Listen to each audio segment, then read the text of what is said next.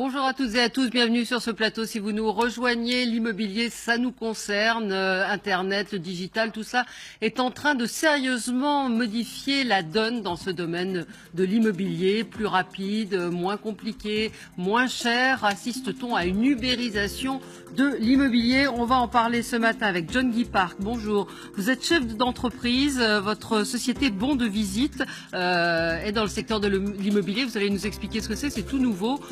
En gros, vous estimez le contexte d'un bien. On va y revenir. Et vous êtes membre de l'Observatoire de l'ubérisation, une association qui veut faire évoluer le code du travail et le système des prestations sociales. Face à vous, Laurent Vimont, bonjour, PDG de Century 21 France, bonjour. Adrien Emmerich et Dov Haddad, bonjour. Alors vous êtes tous les deux cofondateurs du site d'annonce immobilière OMI. Vous facilitez la mise en relation entre ceux qui cherchent à louer un appartement et les propriétaires sans passer par les agences classiques. Vous allez nous expliquer en quoi c'est innovant et en quoi c'est différent d'un site classique de particulier à particulier. Jean-Marc Torolion, bonjour, président délégué de la FNAIM, la Fédération nationale de l'immobilier, en charge du pôle informatique et digital. Vous êtes également gérant d'une dizaine d'agences dans la région de Chambéry et de Grenoble. Laurent Vimont, est-ce que vous avez le sentiment aujourd'hui que vous êtes en danger, que vous êtes en voie d'ubérisation, un petit peu comme les taxis face à Uber, c'est-à-dire qu'il va falloir que les agences physiques s'adaptent aujourd'hui, enfin vous êtes déjà en train de le faire, mais encore plus? Sont en danger celles qui n'ont pas compris qu'on avait changé de monde. La synthèse qu'on peut faire rapidement pour démarrer, c'est que le savoir a changé de camp. Il y a une quinzaine d'années, l'agence était consultée pour avoir un prix, une estimation, une information fiscale, juridique ou financière. Avec Internet, le consommateur s'est renseigné et a aujourd'hui un niveau de connaissance qu'il n'avait pas avant. Et donc arrive chez le professionnel avec un ensemble d'informations. Parfois, il croit savoir. Et donc, le conseiller immobilier devient un trieur d'informations, n'est plus un sachant. Donc le premier constat, c'est qu'il y a eu un changement de camp du savoir. Et puis ensuite, ceux qui n'ont pas compris que les consommateurs étaient de plus en plus exigeants, qu'on leur proposait de nouveaux systèmes, vont effectivement mourir. Mais si on revient sur Uber 2 minutes, tout le monde veut être Uber, mais tout le monde n'est pas Uber. Non. Et si on revient sur l'histoire des taxis, ce qui a changé le monde sur le taxi et la vie des consommateurs, c'est une application certes qui a rendu possible la chose, mais surtout une voiture propre, oui, ça, un chauffeur avec une cravate et souriant, et une bouteille d'eau et un chargeur d'iPhone. Donc l'ubérisation, c'est un truc qui s'adapte pas forcément à tous les métiers. C'est juste un monde qui change. Oui, c'est un monde qui change, des comportements Exactement. De consommateurs qui changent. C'est ce que vous observez vous aussi, j'imagine. Absolument, effectivement, dans l'Observatoire de l'ubérisation, qui est un collectif en fait de femmes et d'hommes agissant sur le terrain, donc composé de chefs d'entreprise, d'économistes, etc. On considère que l'ubérisation, c'est avant tout une expérience consommateur, c'est-à-dire qu'il y a beaucoup d'empathie, de transparence et de limite de bienveillance vis-à-vis du consommateur. On se place complètement de son côté en essayant de reconstituer en fait son parcours de consommation entre guillemets de l'immobilier et donc forcément on aborde des thématiques qui sont complètement nouvelles, notamment le côté émotionnel d'un achat immobilier et le côté ultra personnalisé. Et donc l'ubérisation, ce que ça apporte, c'est les enjeux existent depuis plusieurs années. C'est quelque part juger des professionnels sur la qualité de leurs solutions ou de leurs services, mais ce jugement entre guillemets consommateur est rendu beaucoup plus facile grâce aux nouvelles technologies et aux données. J'espère qu'on va en reparler. Oui, on va en reparler de ces données. Vous, comment est venue l'idée de votre agence, de cette start-up que vous avez lancée? Alors justement, nous, on est une start-up, on n'est pas une agence. Ouais. Et nous, ce qu'on fait, c'est qu'on participe à l'ubérisation de l'immobilier. Alors comment on s'y prend? Ce qui se passe sur notre site, c'est que propriétaires, qu'ils soient agences d'ailleurs, ou particuliers, viennent, s'inscrivent, publient des annonces et sont connectés de façon plus intelligente avec des locataires qui cherchent des appartements. Ce que font les locataires, ils viennent, ils s'inscrivent, ils se créent une fiche candidat sur laquelle ils renseignent leur situation, ils connectent leur compte LinkedIn et Facebook, ils scannent leur pièce de dossier et pour ceux qui le souhaitent, ils peuvent même ajouter un petit message vidéo de présentation. À partir de là, ils postulent à toutes les annonces qu'ils trouvent sur notre site, mais en plus de ça, sur tous les autres sites existants. Du coup, les propriétaires, plutôt que d'être écrasés d'appels, ce qu'ils font, c'est qu'ils reçoivent des dossiers complets, joliment présentés, et ils n'ont plus qu'à organiser sereinement des visites. Et on leur donne des outils, tous les outils qui leur permettent de piloter cette location. Oui. Je crois qu'on est assez d'accord en fait sur le constat que l'ubérisation elle est portée par une nouvelle économie numérique, elle est aussi portée par des utilisateurs qui veulent prendre d'autres habitudes. En fait, c'est une rupture par rapport à l'économie traditionnelle, c'est une rupture qu'on observe là où il y a des métiers où il y a beaucoup qui sont riches en caricatures. Je pense qu'on a tous en tête une expérience mauvaise dans un taxi, dans un hôtel. Et bon, en ce qui nous concerne pour une visite collective.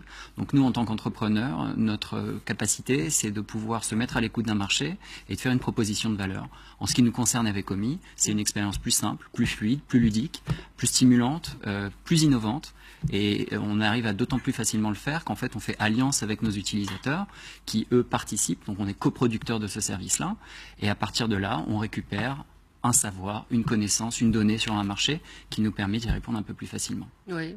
Vous qui êtes sur le terrain, qui êtes patron d'agence, quelque part ça dit que vous êtes trop compliqué, trop lourd. On va pas aller sur le chargeur ni la bouteille d'eau, mais que en gros aujourd'hui il y a des choses qui effectivement arrivent et sont plus simples. Oui, enfin, je crois qu'il faut faire attention parce qu'il ne faut pas réduire nos métiers uniquement à la mise en relation via une annonce et via un système. Nos métiers, que ce soit la gestion locative, le syndic ou la transaction, c'est aussi un service derrière et puis c'est d'autres missions qu'il faut accomplir après avoir signé un bail, par exemple, pour prendre le cas de la location. Ouais. Par conséquent, je dirais que l'ubérisation, pour nous, elle est liée très directement aux évolutions technologiques et à la mobilité qui est arrivée chez nos clients. Et je pense que notre vraie crainte pour nous, ce sont les plateformes. Ce sont les plateformes, avant même, je dirais, un modèle d'ubérisation type taxi, même si on peut penser à certains modèles qui peuvent le préfigurer chez nous. Et ces plateformes-là, il faut savoir si demain, elles vont révolutionner les modalités de délivrance de nos services, ou bien si, nous-mêmes, nous sommes, ce que je crois profondément, nous sommes capables de délivrer ce même service. Ça pose quand même pour nous quelques enjeux, notamment de réglementation, pour savoir si on part sur un pied d'égalité ou pas. Et ça pose aussi un enjeu d'adaptation. Mais très franchement, on est prêt. On est prêt parce que nos systèmes d'information ont considérablement évolué, parce que la géolocalisation pour nous sur les sites que l'on vient de créer, comme bien ici, n'est plus un problème, parce que les extranets clients sont de plus en plus des vecteurs de délivrance de services en ligne, et parce qu'on voit émerger de la part des professionnels les premiers services totalement en ligne. Alors on va regarder justement la manière dont se comportent aujourd'hui les consommateurs. C'est Catherine Combe et Bernard Garny qui sont allés à la rencontre de ces nouveaux consommateurs en ce qui concerne l'immobilier. Voilà à quoi ressemble une agence immobilière traditionnelle. Une vitrine et pignon sur rue. Voici la version low cost. Des bureaux au 5e étage d'un immeuble et des ordinateurs. Ici, on ne reçoit pas le client. Ce dernier met en vente ou achète un bien immobilier exclusivement par Internet. La différence, c'est la répartition des tâches. On fait tout ce qui est immobilier, le client fait tout ce qui est pratique. La visite qui est réalisée par le propriétaire, la négociation par nous, toutes les formalités juridiques par nous, tout ça pour une commission de 1%. 1% de commission, mais pas pour tout. Ce pourcentage s'applique pour l'achat d'un bien dont le prix est supérieur à 500 000 €. En revanche, pour ceux vendus moins de 500 000 €, la commission est fixe, 4 900 €, peu importe la taille du bien. Une agence classique affiche, elle, des taux de 3,5 à 5%, quelle que soit la valeur du produit. La Fédération nationale de l'immobilier émet des doutes sur ces tarifs. 1%, il faut le dire aussi, c'est quand même souvent un prix d'accroche derrière lequel se cachent d'autres augmentations tarifaires. Et c'est exactement comme les compagnies aériennes qui sont low cost, si vous voulez. C'est pas cher au début, mais vous avez rien, et si vous voulez un minimum, vous finissez par payer, et en fait, vous arrivez au même résultat. Exemple, si le propriétaire ne peut pas faire visiter l'appartement, la visite effectuée par un employé de l'agence sera facturée. Beaucoup d'agents immobiliers traditionnels considèrent déloyale cette concurrence par Internet. Pour conserver leur clientèle, ils mettent l'accent sur un service personnalisé. Nous, en fait, on se déplace pour tout expliquer et suivre le client jusqu'au bout. Ça, c'est la première grosse différence avec une agence low cost. Il existe actuellement en France une dizaine de sites immobiliers low cost. Les grandes enseignes classiques avec agence envisagent de créer un service Internet commun capable de rivaliser avec ces low cost. Depuis la réalisation du sujet, vous l'avez lancé, ce site bien ici. Il y a deux choses que je voudrais évoquer. Ouais. D'abord, l'agent immobilier, c'est un tiers de confiance entre deux parties. Et qu'un vendeur qui vend son logement en direct à un acheteur, il n'a pas forcément une parole d'évangile parce que l'acheteur considère que ce que dit le vendeur quand il cherche à vendre, c'est pas forcément tout à fait intègre. Et puis, deuxième sujet, ce sont les données. Il y a un exemple intéressant, c'est l'hôtellerie avec Accor. Accor qui n'a pas vu arriver il y a 5 ou 6 ans Booking.com et qui a été mise en dépendance d'un site qui s'est interfacé entre le consommateur et celui qui possède le produit, les chambres, en lui imposant ses taux de marge. Accor depuis a réagi. Sébastien Bassin a dit un jour très justement, les groupes nous tiennent par les cheveux, la tête au-dessus de l'eau, avec de l'eau jusqu'au niveau du nez, qu'on puisse juste respirer, parce que si nous mourons, ils ne pourront pas vivre. Leur business meurt aussi. Dans l'immobilier, il y a un élément qu'il faut évoquer, ce sont les annonces immobilières. Pendant des années, la profession a dû payer pour publier. Moi, je considère depuis des années que ces annonces ont de la valeur et que les fédérer entre elles représentent une valeur certaine pour la profession. C'est comme ça qu'est né le site bienici.com, qui aujourd'hui fédère plus de 110 000 annonces immobilières et qui permet à un consommateur d'aller sur les sites de marque qu'il a envie de visiter, mais également d'avoir accès à un site d'abord qui est en 3D, avec une expérience client qui est tout à fait nouvelle, et à une offre dite décloisonnée. C'est-à-dire qu'il y a l'offre de toute la profession, du neuf et de l'ancien.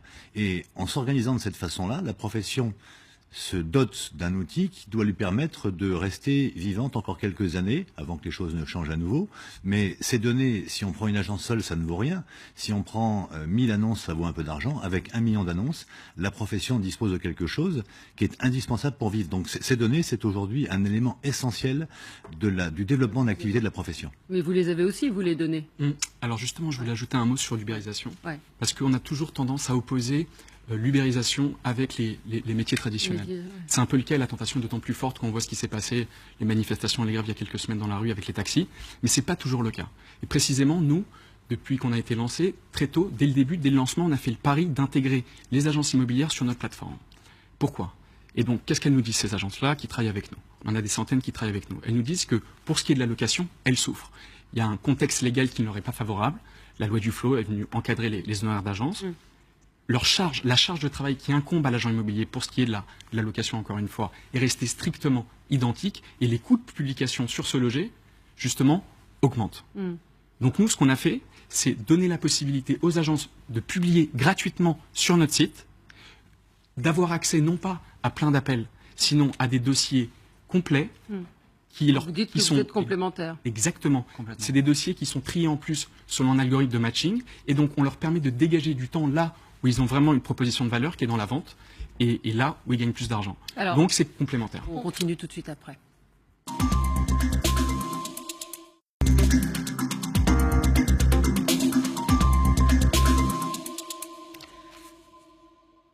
Retour sur le plateau de Ça nous concerne. Ça nous concerne évidemment l'immobilier et toutes les transformations dues à Internet, au digital. Qu'est-ce que ça va changer pour le consommateur, justement? Peut-être voir avec vous et le site que vous êtes en train de mettre en place, qui est complètement nouveau pour le coup. Valérie, merci. Effectivement, je pense qu'on a parlé d'innovation technologique et notamment de la puissance des données. Aujourd'hui, je pense qu'on sous-estime la puissance en fait qu'on peut extraire de ces données brutes et surtout si elles sont travaillées. On parle beaucoup d'open data, de smart data, de big data. Et par exemple, aujourd'hui, si on peut géolocaliser les biens qu'on visite, ne serait-ce que l'adresse et l'étage permet déjà d'extraire beaucoup d'informations sur la visite elle-même. C'est-à-dire, est-ce que le bien il sera bien ensoleillé? Est-ce que le bien il est calme ou est-ce qu'il est bruyant? Quelle est la qualité de l'air qu'on peut percevoir du balcon? Et surtout, à partir de l'adresse, est-ce que le bien correspond à un style de vie particulier? Est-ce qu'il y a suffisamment d'infrastructures scolaires, d'infrastructures de transport qui puissent correspondre à un style de vie et à des préférences de consommateurs? C'est-à-dire tout l'environnement, en gros, de cet appartement. Exactement. Donc c'est vrai que je pense que chacun de nous a déjà vécu des expériences plus ou moins malheureuses avec des agences immobilières plus ou moins professionnelles sur des grosses déceptions de visite, puisque après avoir exprimer des préférences sur la recherche du bien qu'on souhaitait acheter ou louer, bien souvent en fait la visite est très décevante parce que peut-être qu'on avait demandé un bien très lumineux et il se trouve qu'en fait il y a un vis-à-vis tel que on bénéficie pas suffisamment de lumière.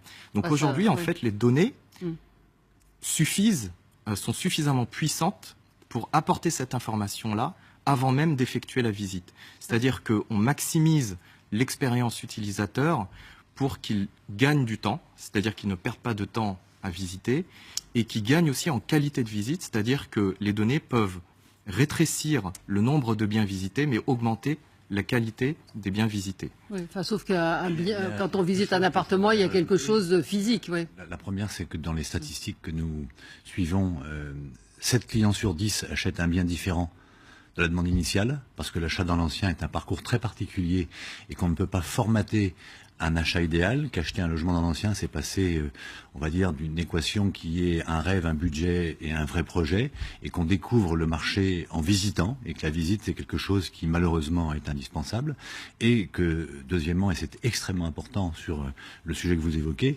pour l'instant, personne n'a trouvé le moyen d'acheter un logement ancien sans le voir physiquement. Alors, on peut peut-être raccourcir les délais de recherche, on peut peut-être proposer un ensemble de services qui vont rendre les choses plus agréables, mais la visite physique d'un appartement, pour ceux qui l'ont vécu, je ne sais pas si vous avez déjà vu un appartement avec quelqu'un quand vous cherchez à acheter, c'est assez miraculeux, c'est-à-dire qu'on se met à toucher les murs, à sentir l'atmosphère, à regarder à l'extérieur, enfin, il n'y a pas pour l'instant de système de technologie permettant de remplacer ça. Et sur l'immobilier et le métier que je représente, il ne faut pas non plus oublier qu'on n'a pas attendu Uber pour intégrer dans nos agences un ensemble de technologies pour faciliter la vie des clients et pour rapprocher le client de l'agence.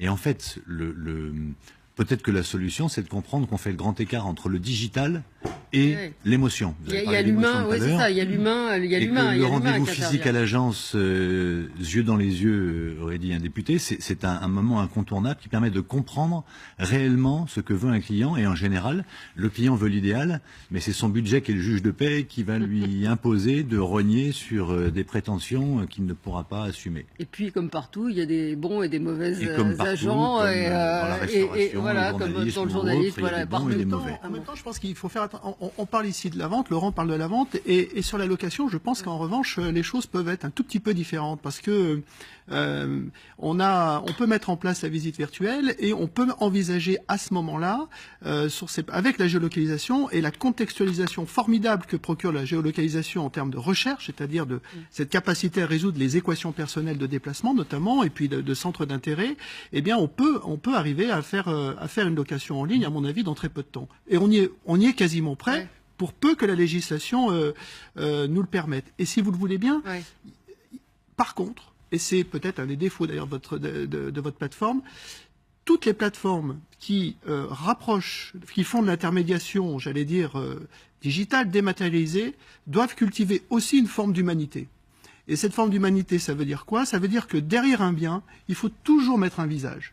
Et nous nous attachons, nous, en fait, professionnels de l'immobilier, c'est exactement ce qui se fait aux États-Unis d'ailleurs, à mettre un visage derrière chaque bien pour ne pas, j'allais dire, rendre cette relation purement artificielle. Et c'est l'agence vitrée qui, en réalité, arrive avec son visage dans le paysage digital. Oui, enfin, encore que si c'est moins cher, plus rapide et plus efficace... qu'il y ait quelqu'un ou pas entre les deux, ça change aussi. Regardez Airbnb. Je peux juste réagir. Airbnb, oui. Absolument. Il y a des visages partout. Ouais. Je peux juste réagir rapidement. C'est qu'effectivement, je pense qu'on se rejoint sur le côté émotionnel d'un achat immobilier, parce que c'est pas juste un disque qu'on achète, c'est quand même un gros budget, et puis c'est surtout la vie qu'on transpose dans un bien. Mais je pense qu'on peut passer d'un extrême où en fait on ne connaît pas l'adresse ou l'étage du bien avant d'appeler l'agence, jusqu'à un autre extrême où effectivement, je pense moi qu'on ne peut pas se passer effectivement d'intermédiation via les agences immobilières. Il y a un moment où vous êtes quand même... Juste pour terminer, l'expérience américaine, effectivement, c'est les particuliers n'auraient jamais l'idée de vendre leurs biens eux-mêmes, ils passent forcément par des agents. Par contre, le bien est complètement géolocalisé et il y a une transparence totale en fait sur le contexte, l'environnement, la proximité du bien. Donc, il faut casser en fait cette opacité et ce cloisonnement de l'information qui jusqu'à présent était réservé aux professionnels. Les données permettent en fait d'apporter cette transparence aux utilisateurs. Ouais. Alors, moi, je suis extrêmement content qu'on aborde ces questions-là parce que c'est justement l'objectif d'OMI. L'idée, c'est qu'on n'est pas dans un tout numérique, c'est qu'on amène une nouvelle expérience. Cette expérience, c'est quoi? C'est que l'expérience de recherche à Paris, elle est particulièrement difficile. Ce qu'il faut savoir, c'est que nous, on travaille justement à Paris et en petite couronne, donc on est localisé. Et donc, l'expérience à Paris, elle se résume souvent à la rareté des biens. l'assèchement du parc locatif privé et surtout à la cherté. Et donc là où nous on amène une expérience, en fait Omi ce qu'il fait c'est qu'on ubérise la visite, on ubérise la rencontre entre les propriétaires et locataires. Comment? Pas en la rendant virtuelle, justement en la rendant pertinente. En gros, chercher un appartement à Paris, c'est faire 3 choses. C'est organiser ses informations par rapport à ce qu'on va donner au propriétaire et à ce qu'il attend, faire une recherche qui corresponde exactement à ce qui nous intéresse, pas juste un arrondissement et puis un grand paquet dans lequel on met un peu tout et n'importe quoi, et puis après entrer en contact avec ces propriétaires-là. Ça, c'est souvent très déshumanisant parce que souvent on appelle des propriétaires qui ont déjà reçu 200 appels, après on se rend à des visites qui sont collectives, et donc c'est tout un processus par lequel on perd son énergie, sa motivation, et finalement un petit peu l'humanité de la recherche. C'est pas le cas avec Omi, parce que justement chez nous, ce qu'on fait c'est que ce dossier il permet de faire en sorte que les propriétaires et locataires se connaissent avant de se rencontrer et qu'ils aient un véritable intérêt à le faire. Pour rebondir aussi sur ce que vous avez dit par rapport aux États-Unis, c'est que moi j'habitais aux États-Unis avant de lancer Omi, avant de rentrer en France. J'habitais à Washington DC, qui est le 5e marché d'investissement immobilier aux États-Unis. Et justement, c'est particulièrement difficile parce que c'est une ville de personnes en transit. C'est des hauts fonctionnaires internationaux, c'est des avocats, c'est ce genre de choses, des ambassadeurs. Ils sont pas là pour rester, c'est des étudiants. Et donc on se retrouve face à quoi? On se retrouve face à des sites, par exemple comme Craigslist, c'est là où moi j'ai trouvé mon bien, où il n'y a même pas de photos. Et donc après on se rend à des open house, on va visiter, et puis à la finale l'information elle n'est pas du tout matérielle. Donc nous on essaie de lui donner une substance, on essaie de lui donner une pertinence, et on essaie de faire en sorte que les propriétaires et les locataires se rencontrent plus intelligemment. C'est l'objectif de nous. Juste un mot pour compléter ce que vient de dire Dov. Sur Omi, derrière chaque annonce, il y a toujours un visage. Dans chaque visite, il y a quelqu'un, que ce soit une agence immobilière ou un propriétaire. C'est pas des agences virtuelles, pas des visites virtuelles, pardon. Donc nous justement, on n'est pas dans la désincarnation de la relation, au contraire, on permet aux uns et aux autres de faire une recherche qui est agréable. Parce que quand même, chercher un appartement, ça doit être quelque chose d'agréable, quelque chose de ludique. C'est ce qu'on essaie de faire. Effectivement, cette question de la géolocalisation, c'est toujours c'était très opaque jusqu'à maintenant. C'est-à-dire qu'on osait à peine demander où était le bien, parce qu'on avait l'impression que c'était un secret. C'était quoi? C'est la peur justement que le client aille en direct. Écoutez, la géolocalisation, finalement.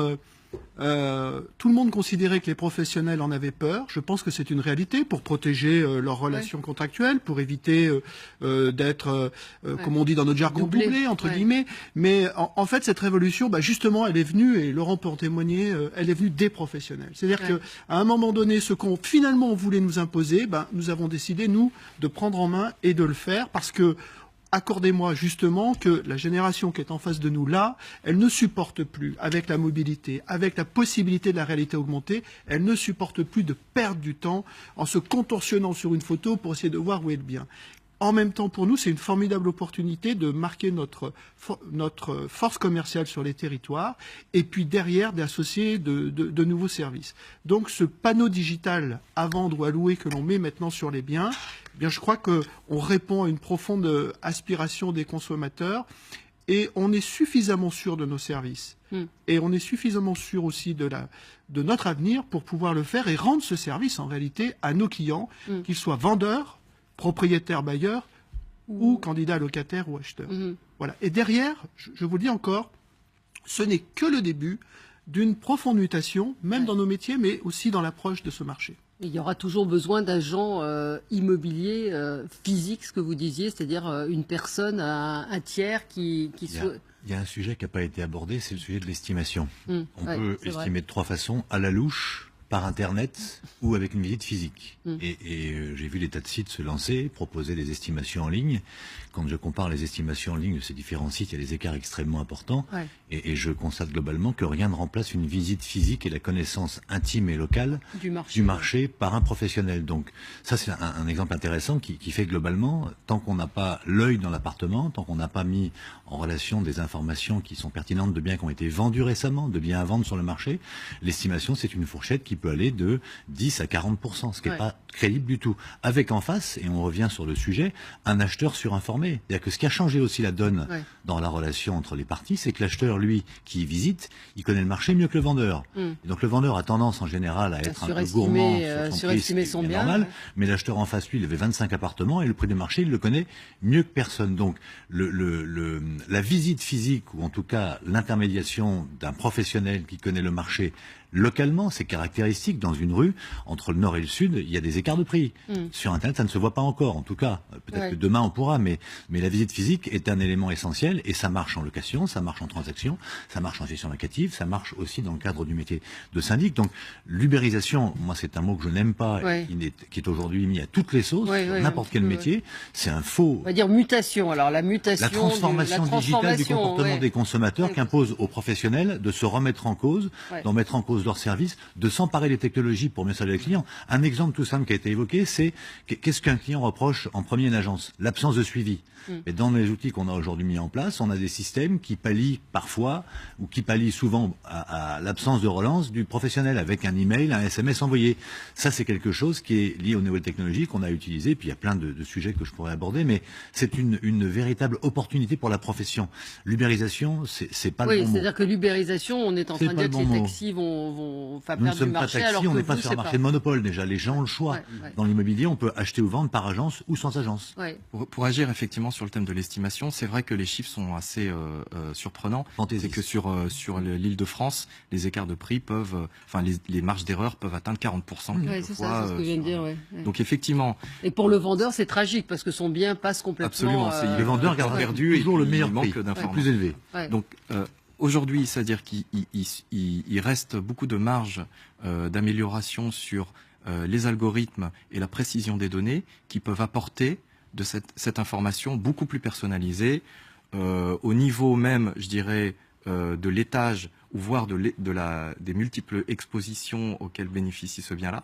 Donc ça, c'est, je dirais, il y a de la place encore pour la donnée pour atteindre ce niveau de précision. Alors sur l'ubérisation, puisque je fais partie de l'Observatoire de l'ubérisation, c'est vrai que c'est un terme. Alors, au début, on parlait d'ubération, qui est un terme beaucoup plus actif, alors que ubérisation, c'est entre guillemets, on se fait ubériser, c'est un terme beaucoup plus passif. Voilà.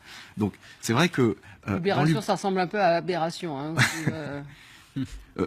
dans l'ubérisation, il y a aussi un aspect, c'est qu'effectivement les utilisateurs sont ultra connectés, ultra informés. Quelquefois, ils ont la même information, voire plus d'informations que les professionnels. Et il y a aussi un autre pan de l'ubérisation, c'est que les utilisateurs se permettent de noter et de scorer le service rendu par les professionnels. Donc, c'est-à-dire qu'aujourd'hui, cette transparence, elle explose complètement les clivages qu'on pouvait avoir jusqu'à présent en disant, faites-nous confiance, nous sommes les professionnels, on a l'information, on vous la donne. C'est que cette information maintenant-là, elle est accessible par tous et il y a un système, je dirais, de rétrocontrôle qui permet de vérifier la qualité de service ou de produit rendu par les professionnels aux consommateurs. Oui, ce que je veux à l'arrivée, moi, c'est trouver un bien qui me plaît le plus facilement possible, en ayant confiance dans la personne qui me le vend. C'est l'intérêt du consommateur, c'est celui-là. Les notes consommateurs, il faut peut-être raison garder, ça a toujours existé. C'était moins visible. C'est-à-dire que au café le matin, on parlait de son expérience avec l'agence qui était bonne ou mauvaise, et donc les gens partageaient entre eux cet avis. Alors il y avait peut-être moins de monde qui voyait. Pour la profession, c'est une bénédiction d'avoir un accès public à ce que les consommateurs pensent du service rendu. Donc cette transparence, elle est quelque chose dont on doit s'emparer pour améliorer le service client. La synthèse rapide, c'est que le digital permet de ringardiser un service qui est indigent. Et que l'enjeu pour la profession, c'est bien sûr de maîtriser la présence sur Internet, mais également d'améliorer l'expérience client, de faire en sorte que sur les 1001 points de rendez-vous qu'il y a entre la prise de contact téléphonique et le passage chez notaire, entre l'agent et le client, il se passe quelque chose. Alors une émotion, c'est l'idéal, mais dans tous les cas, un service qui soit rendu. Moi, ce que je voulais ajouter, c'est que manifestement, on est dans l'ubérisation. Quelque chose qui se passe, les lignes sont en train de bouger. Pas trop s'interroger si c'est bien ou si c'est pas bien. De toute façon, c'est là. Ça touche de plus en plus de secteurs et ça va de plus en plus vite. Mais surtout, ce que j'observe, c'est qu'il y a une demande d'ubérisation des utilisateurs. Et pour vous donner un exemple, nous, sur Romy.fr, ce qui se passe, c'est qu'en quelques mois, 15 mois, tous les mois, on a 10 000 messages échangés entre des annonceurs et des locataires. On a 8 000 personnes qui ont trouvé un appartement grâce à Romy. Donc, quelque part, il y a une demande. Mais particulier, agence, non, vous dites qu'il y a à la fois des agences et des particuliers. Nous, on a les deux. Alors, je suis d'accord avec le fait que dire qu'on est le Uber de ceci ou de cela, c'est une formule incantatoire. C'est un peu rapide, mais c'est aussi on verra dans 5 ans. Je suis d'accord, mais ça participe du succès qu'on souhaite dans les affaires. Donc voilà.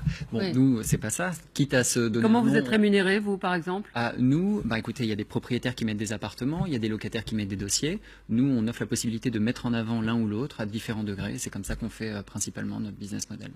D'accord. Et on intègre bien sûr des annonces pas uniquement de particuliers, des annonces d'agences, pour faire en sorte aussi que sur des publicateurs, il arrive qu'on ne sait pas exactement à qui on est affaire. Encore une fois, cette histoire de visage. Sur OMI, on est capable de savoir si on s'adresse à un particulier ou si on s'adresse à un professionnel. Et au même temps, le montant des honoraires qui va être perçu. Donc à partir de là, l'information, elle est décloisonnée, elle est transparente et elle est pertinente. L'évolution du... Je ne suis pas d'accord avec cette... Ubérisation, c'est un mot qui est vulgarisé, utilisé à mauvais escient, et une demande des consommateurs d'ubérisation. Les consommateurs, ils veulent être servis. Il y a un exemple qui est très intéressant, c'est celui de la FNAC. La FNAC, il y a 15 ans, le vendeur vous faisait audience. Et qu'il acceptait de vous transférer un peu de son savoir. Et aujourd'hui, le client qui va à la FNAC, qui a consulté sur Internet les caractéristiques de l'appareil photo, il en sait plus que le vendeur qui vend. Dans l'immobilier, on a la même tendance, mais il n'y a pas, de la part des consommateurs, une demande d'ubérisation. Ça a été inventé par Maurice Lévy, ce mot, qui est un roi de la communication. Ça veut tout dire et rien dire. C'est-à-dire que on ne peut pas considérer que les consommateurs demandent à ubériser une activité. Les consommateurs, ils veulent une expérience client, ils veulent une émotion et ils veulent être servis. Mais le mot ubérisation vient du fait que... Il faut peut-être arrêter de l'utiliser. Oui, mais que Uber a apporté un service et une expérience client, vous l'évoquiez en début d'émission, meilleur que ce qu'on pouvait avoir. Toutes les activités, tous les métiers. Il y a un bon exemple, c'est Kodak en revanche. Kodak qui avait nié, c'est le contre-exemple de l'ubérisation, la montée en puissance du numérique, et qui avait dansé le numérique et qui n'a pas voulu l'intégrer. Donc c'est entre ubériser et kodakiser, on va le dire comme ça. D'un côté, je nie, de l'autre, je prétends que je vais révolutionner la chose. Il y a un juste milieu. Je pense quand même qu'il y a une chose qui peut parfaitement se produire et qu'on voit déjà aux États-Unis, par exemple en regardant onradpad.com, c'est le fait de séquencer, de saucissonner notre métier. Et de permettre finalement au consommateur final, plutôt que d'acheter systématiquement la globalité d'une prestation, en fait d'en acheter qu'une partie. Et si on revient à la gestion locative, encore une fois, ne la limitons pas simplement à mettre en relation un propriétaire et un locataire. Le métier de gestionnaire, à la FNEM, les professionnels gèrent plus d'1 million de locations, c'est aussi l'après-vente.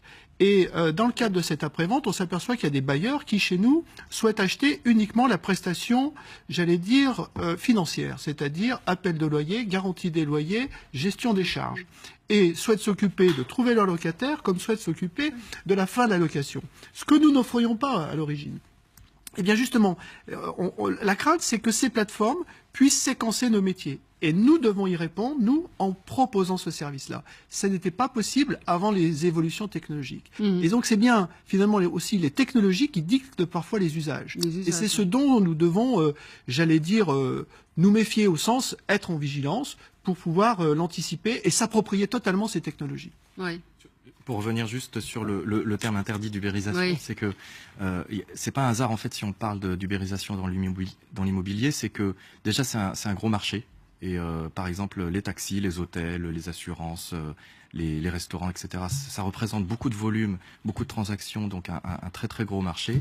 Deuxièmement, en fait, c'est un marché qui est décrié. C'est qu'on ne peut pas nier le fait que l'image et la réputation de la profession étaient quelque chose qui n'était pas forcément optimal. C'est-à-dire qu'on a tous une anecdote avec une mauvaise visite ou une mauvaise expérience immobilière. Donc ça, c'est une réalité, je pense, qu'il faut absolument déjà reconnaître pour aller de l'avant. Et le troisième point, c'est qu'effectivement, en termes d'expérience utilisateur, puisque vous parliez de gestion locative, on parle de maximisation de l'expérience utilisateur. C'est pas uniquement saucissonner entre guillemets des portions de services, mais plutôt regarder l'ensemble d'une expérience immobilière, de la prospection à la formulation de l'idée jusqu'à la recherche, au déménagement, au suivi, etc.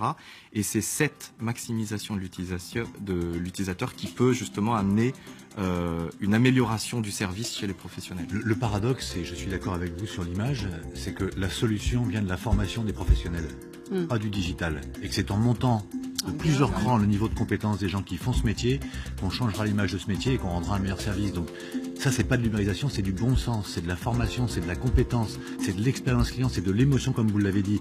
Mais ça n'a rien à voir avec les nouvelles technologies. Les nouvelles technologies n'imposent pas les choses, elles rendent possibles les choses. C'est un tout petit peu différent.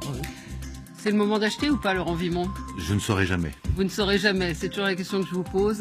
C'est le moment d'investir en tout cas. C'est le moment d'investir. Bon, c'est une manière de répondre à la question. Merci à tous. À suivre le journal dans quelques minutes et on se retrouve après.